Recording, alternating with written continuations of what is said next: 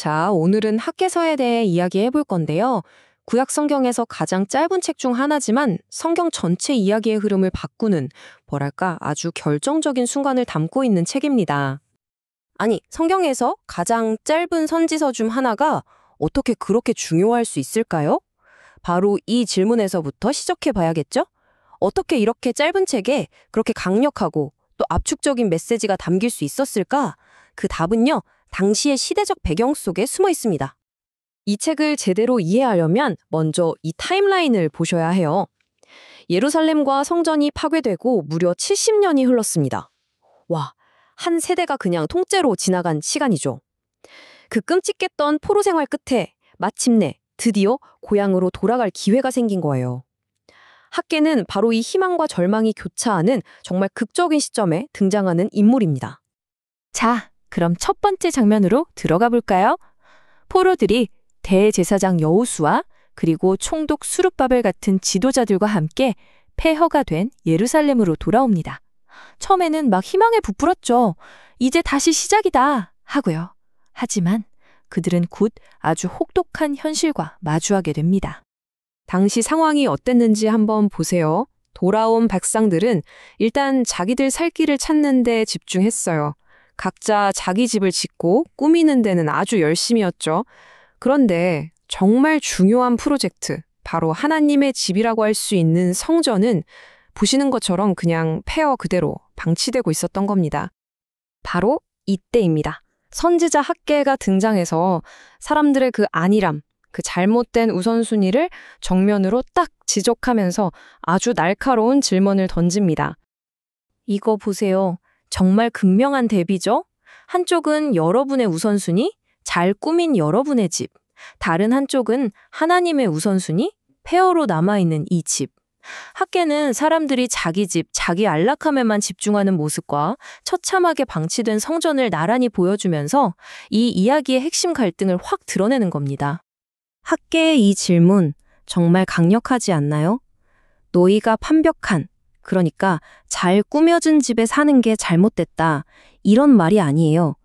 하나님의 집이 이렇게 처참한 폐허인데 너희는 정말 괜찮으냐고 묻는 거죠.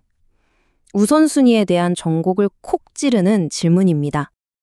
근데 학개는 여기서 멈추지 않아요. 그들이 겪고 있는 가뭄이나 흉작 같은 경제적인 어려움 있잖아요. 그게 그냥 우연이 아니라고 말합니다. 그건 바로 여러분의 영적 우선순위가 잘못됐기 때문에 나타나는 직접적인 결과라는 거죠. 이건 마치 오래전 모세가 신명기에서 경고했던 것과 똑같은 거예요. 하나님과의 약속을 어겼을 때 따르는 결과 말이죠. 자, 그런데 놀랍게도요, 백성들이 학개의 이 도전에 긍정적으로 반응합니다. 아, 우리가 잘 받겠구나 깨닫는 거죠. 하지만 곧바로 또 다른, 이번에는 감정적인 장애물에 부딪히게 됩니다. 이게 정말 중요한 전환점이에요. 백성들이 마침내 선주자의 말을 듣고 행동으로 옮긴 겁니다.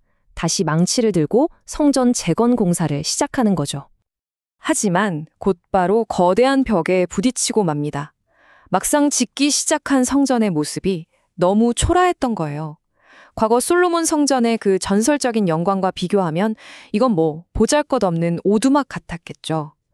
백성들의 사기는 그냥 땅에 떨어지고 우리가 하는 일이 무슨 의미가 있나 하면서 깊은 낙심에 빠져버립니다. 바로 그 깊은 낙심의 순간에 학개가 다시 한번 나타나서 위대한 소망의 메시지를 선포합니다. 그는 이렇게 말해요. 여러분, 눈에는 이 건물이 작고 초라해 보일지 몰라도 사실 이 일은 온 세상을 향한 하나님의 거대한 계획의 중심에 있습니다. 라고요. 이 성전이 바로 미래의 모든 민족에게 임할 평화와 구원의 시작점이 될 거라는 정말 엄청난 약속이었죠. 자, 이제 학개는 한 걸음 더 깊이 들어갑니다. 그는 건물 그 자체보다 그 건물을 짓는 사람들의 마음 상태가 훨씬 더 중요하다고 지적하죠. 학개는 제사장들에게 아주 간단한, 뭐랄까, 실물 교육을 해요. 자, 한번 생각해 보세요. 어떤 사람이 시체를 만져서 부정해졌다고 칩시다. 그 부정한 사람이 깨끗한 음식을 만지면 어떻게 될까요? 당연히 그 음식도 부정해지겠죠? 부정함은 이렇게 쉽게 전염된다는 겁니다. 핵심은 바로 이겁니다. 이 비유가 당시 백성들의 영적 상태를 정확하게 보여준다는 거죠. 만약 백성들이 마음 깊은 곳에 그 무관심과 불의에서 진정으로 돌이키지 않는다면 그들이 성전을 짓기 위해 쏟는 그 거룩한 노력조차도 그들의 부정한 마음에 의해 더럽혀질 거라는 아주 강력한 경고였습니다. 이제 학개서는 클라이맥스로 향합니다. 그는 이스라엘 역사 전체를 관통하는 아주 중대한 선택을 바로 2세대 앞에 제시하죠. 이 표가 학계의 메시지를 완벽하게 요약해 줍니다. 이건 마치 수백 년 전 모세가 약속의 땅에 들어가기 전 세대에게 제시했던 선택과 똑같아요. 신실함과 순종의 길은 축복으로 이어지고 무관심과 불순종의 길은 파멸로 이어진다. 아주 명확한 갈림길을 다시 한번 보여준 거죠. 그리고 이 책은 패배감으로 끝나지 않습니다. 아주 영광스러운 미래에 대한 소망으로 끝을 맺죠.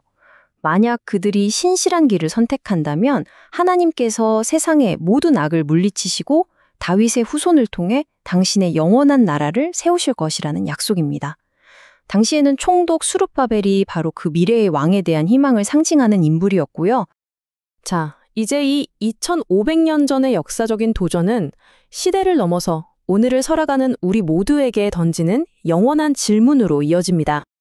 이게 바로 학개서 전체를 관통하는 불변의 원리입니다.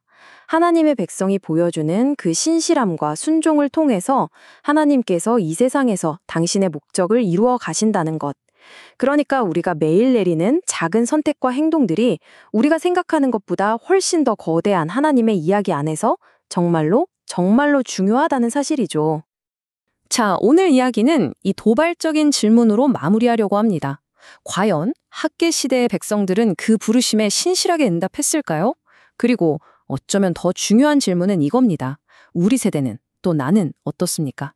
이 오래된 책이 오늘 우리 자신의 삶과 우선순위에 던지는 도전은 과연 무엇일까요? 깊이 생각해 볼 문제입니다.